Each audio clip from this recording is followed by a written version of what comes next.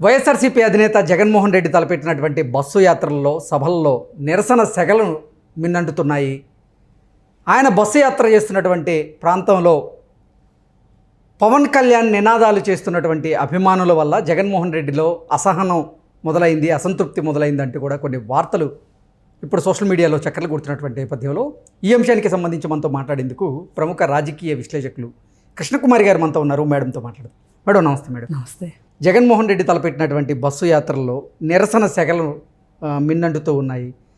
Power star Pawan Kalyan నినాదాలు చేస్తూ ఉన్నారు. దాంతో జగన్మోహన్ రెడ్డి కూడా అసహనానికి లోనయ్యారు అంటూ కొన్ని వార్తలు అయితే వస్తూ ఉన్నాయి. దీని మీద మీ విశ్లేషణ ఏంటి మేడం?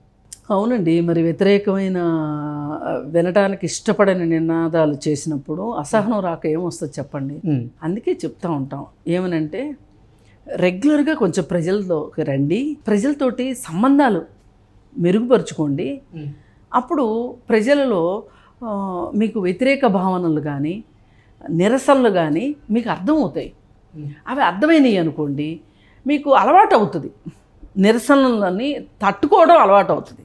అప్పుడు ఆ నిరసనల్ని తట్టుకుని ఒక సంయమనం వచ్చిందనుకోండి, అసహనానికి తావు ఎక్కడ ఉంటుంది? అప్పుడు మీరు అసలు అసహనానికి గురి కావాల్సిన అవసరమే ఉండదు. అంటే ఎంతటి గొప్ప మహారాజు అయినా, ఎంతటి గొప్ప సీఎం అయినా, పిఎం అయినా పూర్తిగా ప్రజల ఆకాంక్షల ప్రకారం పరిపాలన చేయడం కుదరదు. అందరి ఆకాంక్షల్ని నెరవేర్చడం కుదిరే పని కూడా కాదు. కానీ అసలు మనము రిపీటెడ్గా జనాల్లోకి వెళ్ళాలి, ఎప్పుడూ నిత్యం ప్రజల్లో ఉండాలి. ప్రజల్లో ఉంటే నేను చేసింది వాళ్ళకి ఎంతవరకు అందుతుంది, వాళ్ళు ఆశిస్తున్న దానికి నేను ఏ మేరకు చేయగలుగుతున్నాను అనే ఒక బేరీజు అనేది వేసుకోవడానికి అవసరం కుదురుతుంది. మరి మన సార్ దగ్గర అట్లాంటి మంచి లక్షణాలు లేవాయే. లేకుండా ఇన్నాళ్ళు హాయిగా ఎక్కడ కూర్చున్నారు? తాడేపల్లి ప్యాలెస్లో కూర్చున్నారు. తాడేపల్లి ప్యాలెస్లో కూర్చొని బాగా మంచి అద్దాల గ్లాసులు పెట్టుకున్న కారుల్లో రాళ్ళు కాదు బాంబులు వేసినా కానీ పగలని ఆ గ్లాసులు ఏదో అంటారు కదా, బుల్లెట్ ప్రూఫ్ అద్దాల కార్లు అయినప్పటికీ కూడా పరదాలు కట్టుకుని నువ్వు అసెంబ్లీ. అంటే జగన్మోహన్ రెడ్డి ఇలాంటి ఘటనలని ముందే ఊహించాడు, అందుకే ఆయన ఎక్కడికి పోతుంటే అక్కడ పరదాలు కట్టించారు అంటూ కూడా అది ఒక విషయం కాదని నేను అనట్లా. అసలు ఈయనకి ఏంటంటే 5 సంవత్సరాల తర్వాతే నాకు ఈ ప్రజలతోటి సంబంధం. ఈ లోపు నాకేంటి, ఈ ఎలగ జనాన్ని నేను చూసేదేంటి? వీళ్ళు నాకు కార్లకు అడ్డం పడా, నేను వాళ్ళకి దిగి అసలు నవ్వలేక చచ్చాను. అదేదో సినిమాలో ఒక డైలాగ్ ఉంటుంది, ఒక నాయకుడు భార్య అంటది, ఎలక్షన్లు అవగానే హైదరాబాద్ వస్తారు వాళ్ళు, వచ్చి అబ్బా చచ్చాము నవ్వలేక, నవ్వి నవ్వి బుగ్గల్ని బుట్ని వాళ్ళని చూసి ఏం ఎలక్షన్లో పాడ ఎలక్షన్లో అయిపోయినాయి, ఆ నవ్వే బాధ తప్పింది అన్నది. అట్లాగే ఇప్పుడు ఈయన కూడా ఆ నవ్వే బాధ తప్పించుకుందాము. ఏంది ఇళ్ళని చూసి నవ్వేది, నేను హాయిగా ఇంట్లో కూర్చొని బట్టలు నొక్కుంటా కూర్చునే కాడికి నాకు ఎలగ జనంతో నాకేంటి పని అని రాలా. కానీ మళ్ళీ 5 సంవత్సరాలు వచ్చేసినాయిగా, ఈ లోపు 5 సంవత్సరాల తర్వాత బయటకు వచ్చాక వదులుతారా? మరి నిరసనలు అయ్యే ఉంటాయి కదా, ఆ నిరసనల్ని తట్టుకోలేకపోతున్నాడు, అసహనం ఫీల్ అవుతున్నాడు. అందుకే మళ్ళీ చెప్తున్నా, ఏ నాయకుడైనా ప్రజల్లో ఉండాలి. ఈ ప్రజలు ఓట్లేస్తేనే గెలిచారు, ఈ ప్రజలకు అబద్ధాలు చెప్పే గెలిచారు. మీరు కనీసం అబద్ధాలు అని మీకు తెలిసినా కానీ ప్రయత్నమైనా చేయొచ్చు కదా. చేస్తే వాళ్ళకి అమ్మాయినా మనలోనే ఉన్నాడు, మన కోసం తపన పడ్డాడు, మనకి ఏదో ఒకటి చేస్తాడు, ప్రయత్నం చేస్తున్నాడు అనే ఒక ఉద్దేశమైనా కలిగి ఉండేది. ఇవాళ దేశం మొత్తం మీద ఆంధ్రప్రదేశ్ రికార్డులు ఎలా ఉన్నాయంటే చాలా గొప్పగా ఉన్నాయి రికార్డులు. ఏంటి అంటే పనికి ఆహార పథకం అని మనకు ఒక పథకం ఉంది. అవును, పనికి ఆహార పథకం నిధులు గోల్మాలు ఏ రాష్ట్రంలో ఎక్కువ జరిగింది అని చూస్తే ఆంధ్రప్రదేశ్లో జరిగింది.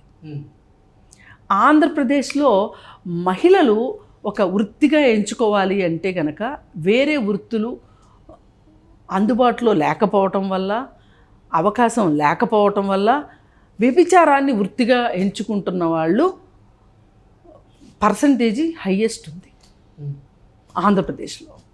నేను ఇలా చెప్పాల్సి వస్తే పాపం ఎవరైనా వైసీపీ అభిమానులు ఉంటే వాళ్ళకి గుండెపోటు వస్తుంది, ఇది వాస్తవం. మరి ఇలాంటి నిరసనలు జరగడం సహజం. ఎలక్షన్లు అప్పుడు కాక ఇంకెప్పుడు అడుగుతారు చెప్పండి ప్రజలు? నువ్వు మధ్యలో కనిపిస్తే మధ్యలో అడిగేవాళ్ళు. నువ్వు మధ్యలో కనిపించలేదు, ఇప్పుడు కనిపించావు కాబట్టి అడుగుతున్నారు.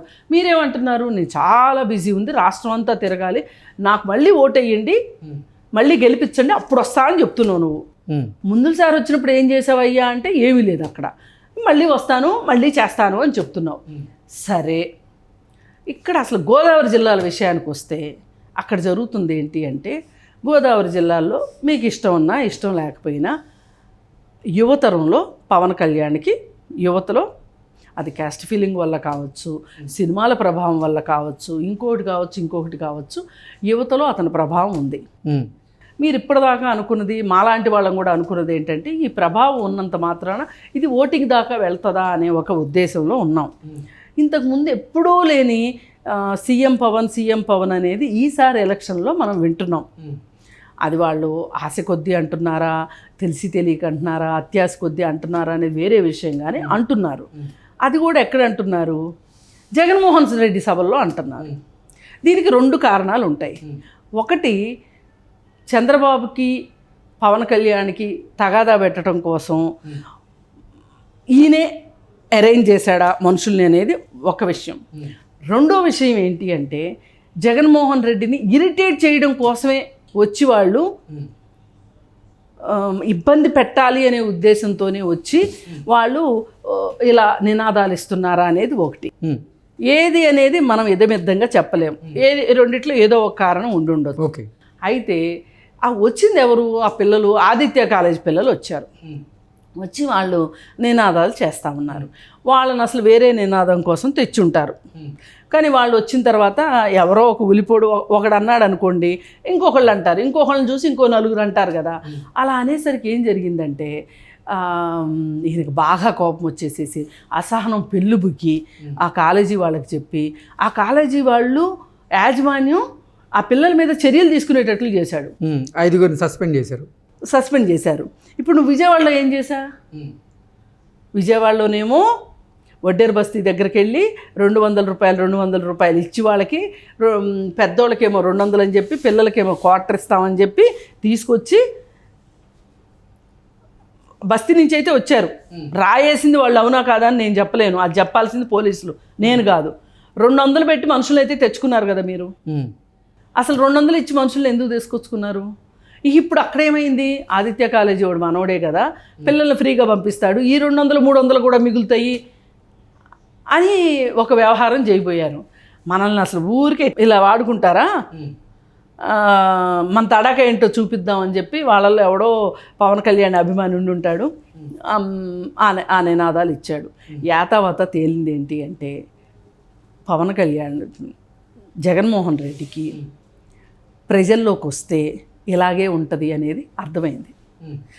అప్పుడు ఇతను ఏమనుకుంటాడంటే, తన తెలివికి శబాష్ అని, ఇందుకు కాదు నేను రోడ్ల మీదకి రాంది ఇంతకు ముందంతా, ఇప్పుడే వచ్చింది అందుకు కదా, నాకు వేసే వాళ్ళు ఎలాగ వేస్తారు ఓట్లు, నేను నవరత్నాలు అంటున్నాను, ఇంకోటి అంటున్నాను, నాకు వేస్తారు ఓట్లు, నేను అందుకే రాలా.